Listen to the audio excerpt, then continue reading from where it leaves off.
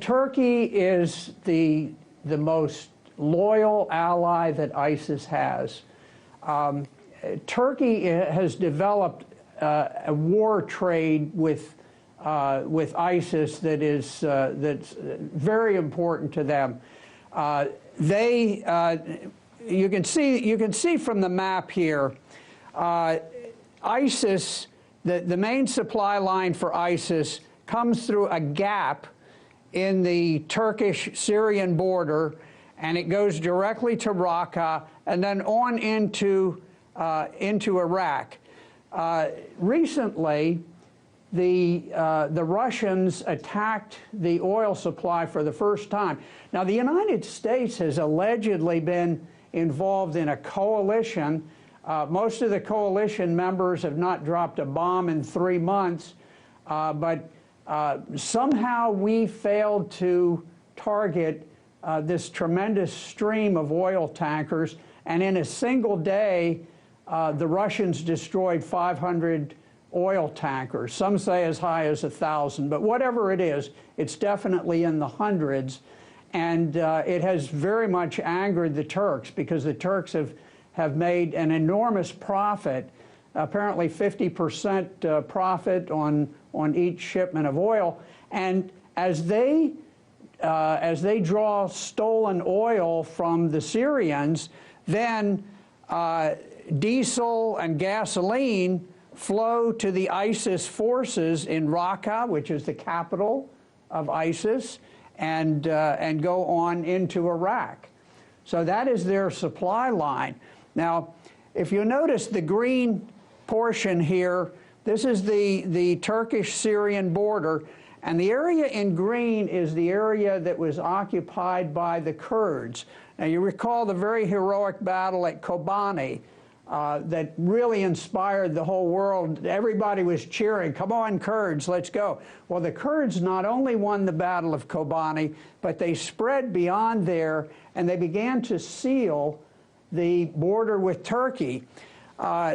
They were on the verge of pinching this ISIS gap, and that was the point at which Turkey rushed to the coalition, to the U.S., and said, "We want to be part of the coalition if you will simply create kind of a no-fly zone in there, and then we will bomb ISIS." They launched 300 airstrikes almost immediately. 297 of those strikes were against our Kurdish allies.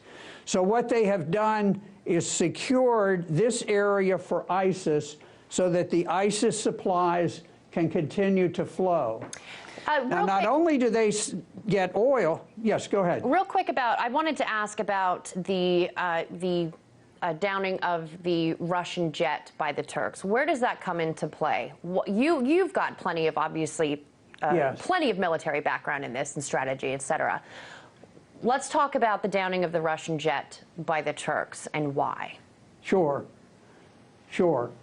Well, here's the reason. There actually are two gaps. There is the ISIS gap, but also Turkey supplies Al-Qaeda and all of the Al-Qaeda affiliates.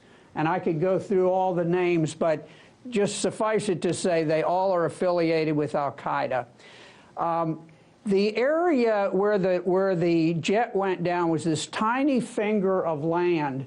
It's about 1 kilometer across, so that you or I could jog across that distance. You can imagine a jet aircraft flying across. You're talking about just a momentary crossing of that. Now, that's if you accept the Turkish version that there actually was an overflight. If there was an overflight, it was a matter of moments. They claim, "Oh, well, we warned and warned and warned." Well, you can't warn and warn and warn when an aircraft is only over a piece of land for seconds. I'm not sure whether there was a brief overflight of this tiny piece of land, but one way or the other, there was no excuse. It was a clear act of aggression. It was an ambush of the Russian jet. There was no justification whatsoever. And Russia had worked with the United States as head of this coalition, and said, look, we're going to share with you our flight data so that there are no incidents. The United States knew where that jet was going to go, and yet somehow that information was not transmitted to the Turks. At least that's what we're supposed to believe. Well, but there was no excuse for downing the